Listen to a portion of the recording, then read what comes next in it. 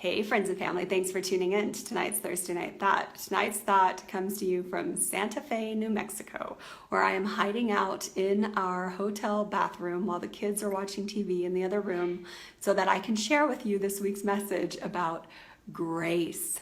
So maybe you're in a place in your life where you need a little grace or you want to extend a little grace, and I might bring in a few things that you weren't aware of this week as to why you needed that grace. So I hope this is going to be fun, quick, and to the point. Here we go. The message is this: grace. She is here. She is sunlight cutting through a cloud, the joyful gasp when you witness the beauty of the natural realm. She is radiant and alive, liberating us, showing us a way to live more authentically, to trust God and to love one another. Therefore, trust the changes unfolding now and welcome the gift of God's grace. So, two things that came out of this message. Number one, the idea that grace is feminine. She, all these aspects around the feminine attributes of God is grace. And I actually even had to look up the definition. I'm going to share it with you right now just because I'm really tired and really loopy. And the definition is this: divine influence which operates in humans to rejuvenate and sanctify, to inspire virtuous impulses, to impart strength, to endure trial and resist temptation.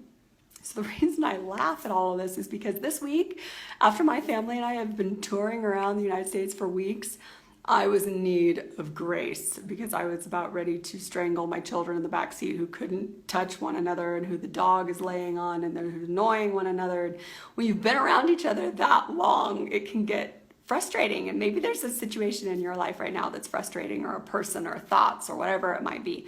That's what this message is bringing in this week. How do you have grace? How do you pray for grace in those situations? Because that's what I was doing. And again, I was super thankful for this message because what it allowed me to do is just be authentic with it. And I realized in this specific situation, we were in the car, my husband and I were talking, and he said something, and I was like, oh my gosh, where did that come from? Why did you say it like that? And he says, that's not what I meant. That's not what was going on. And so my mind was really attacking me this week. And I thought, what is going on? I keep hearing things differently. I'm so on edge with the kids. Like, what is going on with me? So I asked my husband, can you just be a little softer in your approach with me this week? Can you be a little more feminine? And it was kind of a running joke in our family this week about grace being feminine, and we were laughing about it. But really there was this aspect of femininity and this aspect of femininity. And then it hit me that, have you looked up in the sky recently and seen that big glowing red planet? It's absolutely beautiful. It's supposed to be closer to our planet now than it ever has been or ever will be. I'm not quite sure. I don't study the planets.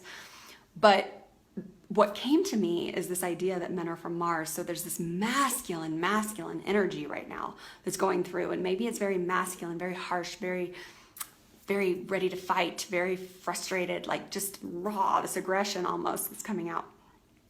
And so because I was so aware of that and aware of that in my mind, by asking my husband to be more feminine and to approach me that way, it was actually allowing me to accept that within myself as well. And then I was able, once I was to accept that in myself, to extend that to my children. So where in your life is that masculine energy of that fight or that frustration showing up? And where can you bring in maybe a little more femininity of this quality of God's grace, which is a feminine quality, a softness, a beauty? That is what I was being shown. And by authentically expressing that to others around me, it was kind of nice. It was kind of funny. It just worked. It was God's grace in my life this week, because I tell you, I needed it. And when we pray for it and we live authentically knowing what we need, again, maybe you weren't aware of that. So I hope that has enlightened you a little as to what's going on this week with the eclipse, the blood moon, the planets moving. I know that always affects what's going on within us emotionally. So hang in there. This week's almost over. And just keep praying for grace, and I'll keep praying for you. And thank you so much for tuning in to tonight's Thursday Night Thought. I know I'm a little loopy. This is just me. This is authentic. This is bad lighting in a hotel room, trapped in a bathroom while my kids are watching Disney. There you go. But you know what? I'm grateful for the grace, and I pray that you are as well, and that you're experiencing that. So have a beautiful week, and I look forward to our next Thursday Night Thought together.